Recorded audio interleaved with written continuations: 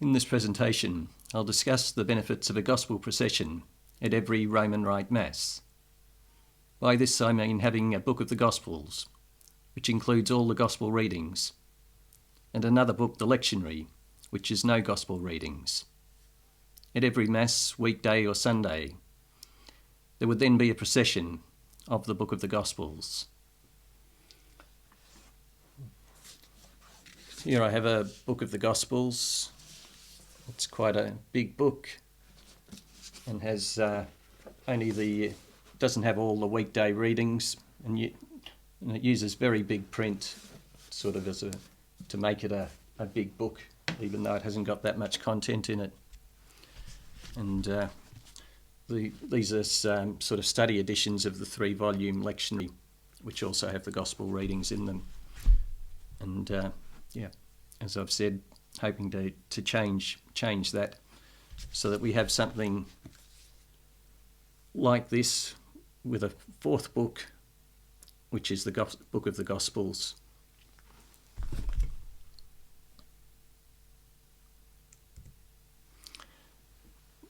Currently the Sunday Gospel readings are in 2 books. Perhaps at the Cathedral the reading is from the book of the Gospels, at a chapel it's from the Lectionary. On weekdays the reading must be from the Lectionary. Sometimes Masses with a bishop must be from the book of the Gospels. So 2 ways need to be learnt. A priest needs to decide, the deacon, reader, sacristan and altar servers need to be told and do things differently depending on the decision. But if the Gospel is only in one book, there is only one way, which is easier for all to learn. So my first benefit is standardisation. It's easier to learn one way. There is an advantage in this, with the reader being able to prepare the reading from his book, while at the same time the deacon or priest can prepare his reading from the book of the Gospels. This advantage of being able to practice at the same time with each having his own book. Having his own book, the deacon will be able to put a ribbon or post-it marker in the book of the Gospels. It's got this single ribbon in it.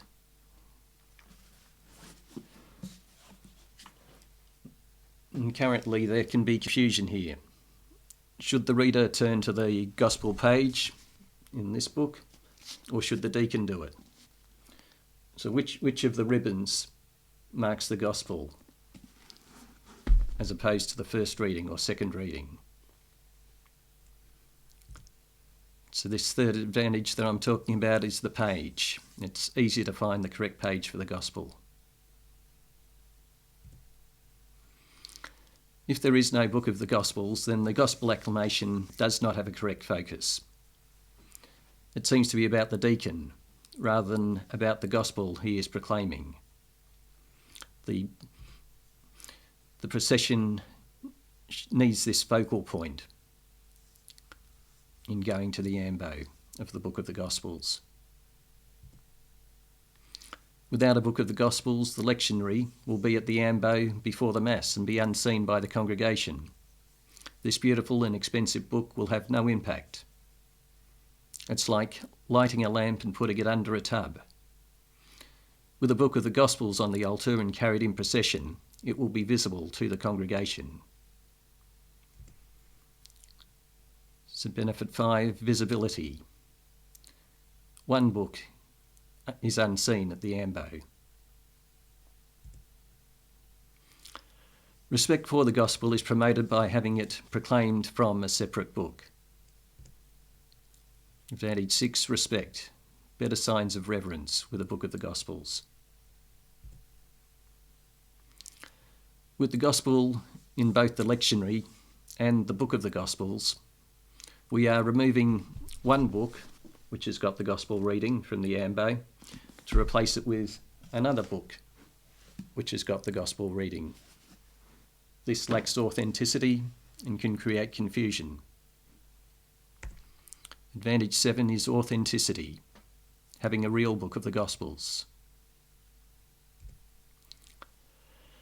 It is a waste of money to have the Gospel printed in 2 books instead of 1. The Book of the Gospels would not be an additional extra purchase, it would be part of the standard set that everyone would own. Advantage 8. Economical, not duplicating the Gospels. Say the priest does all the readings in the Mass. He would set aside the book the reader would ideally use and go to the altar for the book the deacon would ideally have used. And I think this reminder of the ideal is helpful. So that's my 9th and last advantage.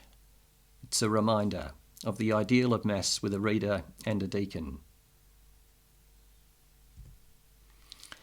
In this presentation, I have focused on practical benefits rather than issues of complying with instructions in the liturgical books, which can be complicated.